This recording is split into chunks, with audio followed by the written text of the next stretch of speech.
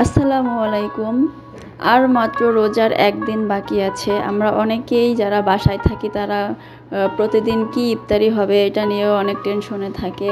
তো আজকে আমি আপনাদের সাথে শেয়ার করব ঘরে থাকা উপকরণ দিয়ে কিভাবে খুব সহজেই একটু ভিন্নভাবে মজাদার আলুর চপ তৈরি করা যায়। আর এটা খেতে এতটাই সুস্বাদু, মানে খুবই স্বাস্থ্যকর হবে, এটা বাসায় তৈরি করা হবে। আর বাইরে থেকে না কিনে বাসায় তৈরি করে খাওয়াটাই স্বাস্থ্যসম্মত। তো আমি এখানে আলু সিদ্ধ দিয়েছি আর একটা ডিম দিয়েছি। আমি আজকে তৈরি করব কীভাবে সেটাই দেখাচ্ছি। এখানে হচ্ছে 1.5 কাপের মতো আমি বেসন নিয়েছি। বেসনটা একটু ভালো মানের হতে হবে, এটা মনে রাখবেন। আর আমি হচ্ছে বেসন আগে থেকেই চেলে রেখেছি। তো এখন আমি ঘরে আমার যেগুলাই জিনিসপত্র আছে, হলুদ, মরিচ, লবণ, জিরা, রসুন, আদা, এটা সামান্য পরিমাণেই আমি দিয়েছি। দিয়ে আমি আগে ভালো করে আমি বেসনের সাথে মেখে নিচ্ছি। আপনারা চাইলে এখানে ময়দা বা চালের গুঁড়া ইউজ করতে পারেন, তাতে খুব ক্রিস্পি হবে। তো যাই হোক, আমি সাধারণভাবেই আমি দেখাচ্ছি যাতে কোনো ঝামেলা না হয়। তো আমি একটু পানি দিয়ে বেটারটা তৈরি করে নিব। আর এই বেটার তৈরি হচ্ছে সবচেয়ে ইম্পর্ট্যান্ট, কারণ বেটার তৈরি যদি ঠিক মতো না হয় তাহলে যখন ভাজা হয় তখন ভালো হয় না, সেটা অনেক তাড়াতাড়ি চুপসে যায়, ক্রিস্পি হয় না। তো আমি দেখেন অল্প পানি করে দিয়েই কিন্তু আমি বেটার তৈরি করতেছি, এবং খুব ভালোভাবে তৈরি করতে হবে। হাত দিয়ে হোক চামচ দিয়ে হোক ভালো করে মেখে নিতে হবে। তো দেখুন আমার বেটার প্রায় তৈরি করা হয়ে গেছে।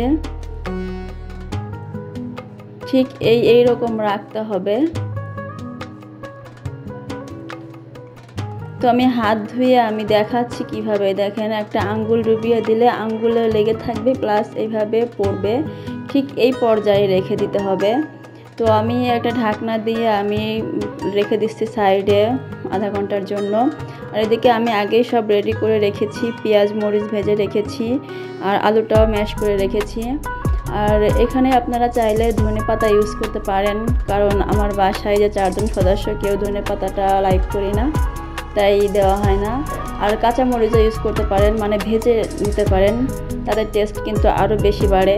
আর আমার বাসার সদস্যরা কেউ মরিচ পছন্দ করে না কোনো রকম, হালকা পরিমাণে। আমার হাজব্যান্ড তো টোটালি মরিচ পছন্দ করে না, তারপরেও ওর কাছে সব কিছুতেই ঝাল লাগে। তো যাই হোক, আমার আলু ভর্তাটাও করা হয়ে গেছে। এখন হচ্ছে আমি এই ডিম দেব আজকে। সবাই তো শুধু আলু দিয়েই চপটা তৈরি করে, তো আমি আজকে একটা ডিম দেব যাতে স্বাদটা একটু বেশি বাড়ে। কারণ ইফতারিতে আলুর চপের প্রতি বেশিরভাগ মানুষের আকর্ষণ থাকে। আর যদি এরকম মজারভাবে বানানো হয় তাহলে শুধু আলুর চপ তো আছেই, সাথে রেসিপিওয়ালাকেই খুঁজে বেড়াবে। তো যাই হোক, আমি গ্রেট করে নিয়েছি ডিমটা। আর খুব আলতো করে মেখে নিতে হবে, বেশি মাখাতে গেলে কিন্তু গলে যাবে, তখন আর টেস্ট থাকবে না। তো আমি আজকে আলুর চপটা একটু বড় করে বানাবো, একটু মোটা হবে। তো দেখুন আমি জাস্ট গোল শেপ দিয়ে নিয়ে নিচ্ছি, সবগুলো এভাবে আমি তৈরি করে নিচ্ছি। আর দেখতেও আসলে এত মজার হয়েছে, আর খেতেও খুবই টেস্ট হয়েছিল আমার এই আলুর চপটা। তো সবসময় একরকমভাবে বানানো হয়, তো আমি আজকে একটু ভিন্নভাবে দেখাচ্ছি। আর যেহেতু রমজান মাস আর একদিন পরেই, তো অনেকেই এটা তৈরি করবেন, তো এজন্যই আমি একটু ভিন্নভাবে শেয়ার করেছি আপনাদের সাথে। তো এইভাবে আমি সবগুলোই কিন্তু বানিয়ে নিয়েছি একটু বড় করে। আর এগুলো ভাজার পরে এত দারুণ দেখা যাবে, মনে হচ্ছে পিঠা তৈরি করেছি। তো ওগুলো বানানো হয়ে গেছে। আর আমি এখন বেটারটাকে একটু বেকিং পাউডার দিয়ে আমি আর একটু ভালো করে আমি করে নিয়েছি। আর এখন হচ্ছে আমি আলুর চপগুলো ভিতরে দিয়ে আমি অলরেডি চুলায় তেল বসিয়ে দিয়েছি প্যানে। তো খুব বেশি কিন্তু গরম করা যাবে না তেল, তাহলে দেওয়ার সঙ্গে সঙ্গে পুড়ে যাবে। তো আলুর চপ যে ডুবো তেলে ভাজতে হবে এমন কোনো কথা নাই, অল্প তেলেও ভাজা যাবে। তো আমি তেল দিয়েছি মোটামুটি ভালোই। এখন আমি ভেজে নিচ্ছি। এক সাইড হয়ে গেছে, আমি ব্যাক সাইডটাও চেঞ্জ করে দিচ্ছি। তো দেখুন দেখতে সত্যি খুবই অসাধারণ লাগছে। আর আলুর চপ বানাতে খুব অল্প সময়ে হয়ে যায়।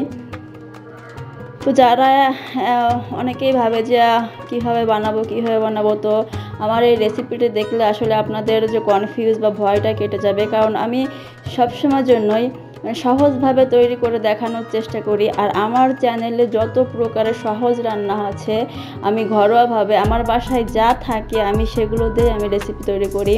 তো এখানে কনফিউজ হওয়ার কিছু নাই। অনেকেই ভাবে কিভাবে করব, আসলে কঠিন কোনো কিছুই নাই। আপনি যেভাবেই পারেন সেভাবেই শুরু করেন, দেখবেন হয়ে গেছে। আর একদিনেই মানুষের হয় না, আস্তে আস্তে করতে করতে হয়ে যায়। তো আমার দেখুন আলুর চপগুলো কিন্তু ভাজা হয়ে গেছে, খুব অসাধারণ একটা লুকিং আসছে, আর গোল্ডেন ব্রাউন করে আমি ভেজে নিয়েছি। একটু যদি কালার দিতে চান তাহলে আরও দারুণ কালার আসবে, তো আমি কোনো রকম কালার ইউজ করি না এখানে।